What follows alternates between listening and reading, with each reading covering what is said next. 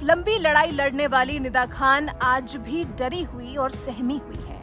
अपने ही समाज के लोगों से, अपने ही परिवार से उनको जान का खतरा बना हुआ है।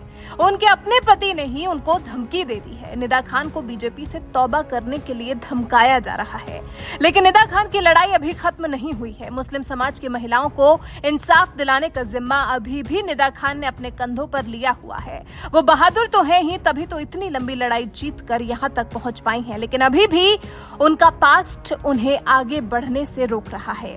बीजेपी में शामिल निदा खान ने अपने पति और कई ससुराल वालों के खिलाफ रिपोर्ट दर्ज कराई है, जिसमें निदा ने ससुराल वालों पर बीजेपी में शामिल होने से तौबा न करने पर, उनके मामा के बच्चे की शादी में शामिल न होने देने और अपने मुरीदों से उन्हें मरवा देने की धमकी देने का आरोप लगाया है।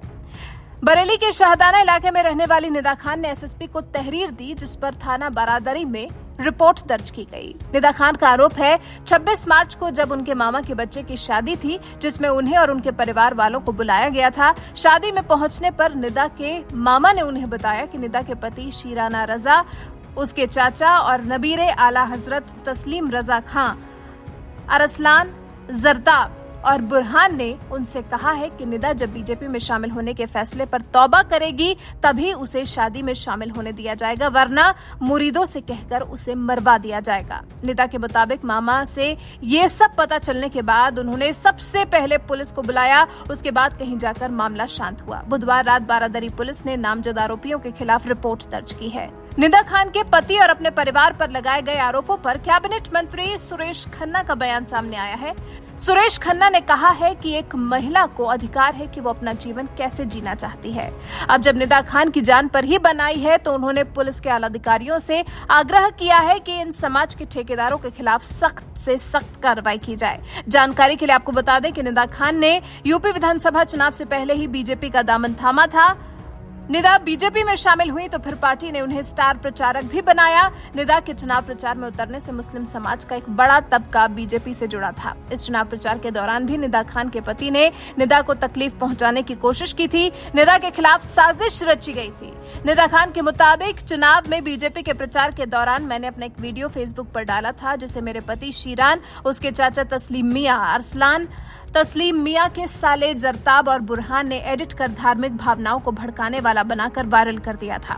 हालांकि इसकी भी शिकायत निदा खान ने की थी, लेकिन अब हद तो तब हो गई जब निदा खान को उनके ही मामा के बच्चे की शादी में काफिर कहा गया, जिससे निदा ने काफी ज्यादा प्रताड़ित महसूस किया।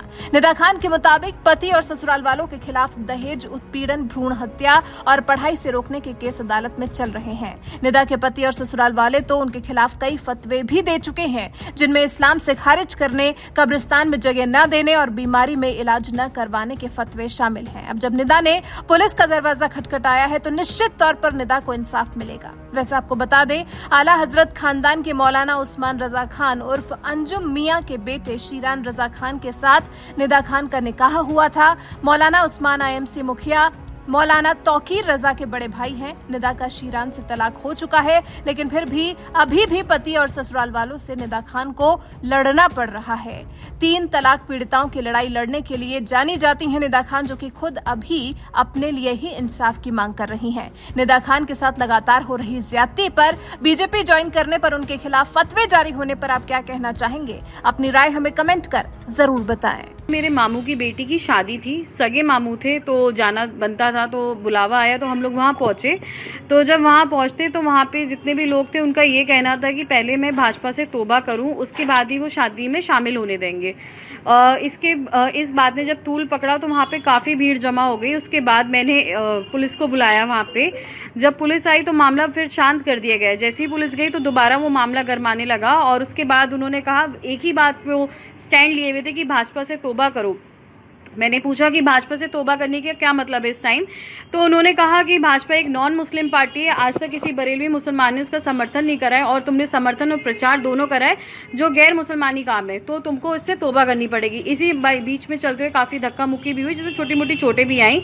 इसी मामले को लेकर मैंने FIR कल दर्ज कराई है। कौन लोग थे जो इस तरह का प्रेशर तुम्हारे पर बना? मेरे अपने ही रिश्तेदार हैं, मेरे मामू, उनका बेटा, और उनका ये कहना है कि तस्लीम मियाँ और तस्लीम मियाँ का दामाद जो अरसलान अरसलान है, शिरान है और उनके जो साले हैं जरताब और बुरहान जो ज़्यादा नशीन है पीलीभीत में, उन सब का प्रेशर है उनके ऊपर, जो उनको ये कहने के लिए मजबूर कर रहे हैं। वो कह रहे हैं कि अगर तुम ऐसा नहीं करोगे तुम भी मेरी लाइन में आ जाओगे और काफिरों में शामिल हो जाओगे। क्या जानलेवा हमला भी करने की जब वहाँ ये बात शुरू हुई थी तो इतनी भीड़ हो चुकी थी जमा कि उसमें जो चोट आई छोटी मोटी आई, लेकिन फिर भी उनकी मंशा जान लेने की थी। लेकिन पुलिस का सही टाइम पे आना मुझे लगता है इस दुर्घटना को टालने की एक बड़ी वजह रही। मॉब लिंचिंग जैसा कुछ जैसे कि हम सब लोग जानते हैं कि उनके पीछे बहुत ज़्यादा भीड़ रही है और उन्होंने कहा भी अपने बयानों में कि हम जो चाहेंगे हम वो कर सकते हैं, हमारे पीछे इतना जन सैलाब है कि तुम्हारे साथ कुछ हो जाएगा किसी को कुछ पता भी नहीं चलेगा। अभी तक तो उनका यही कहना है कि बीजेपी ज्वाइन करना ही गलत है और साथ ही साथ 3 तलाक के ऊपर उन्होंने ये कहा है कि भाजपा ने इस्लाम में हस्तक्षेप किया है, जो बिल्कुल ही गलत है।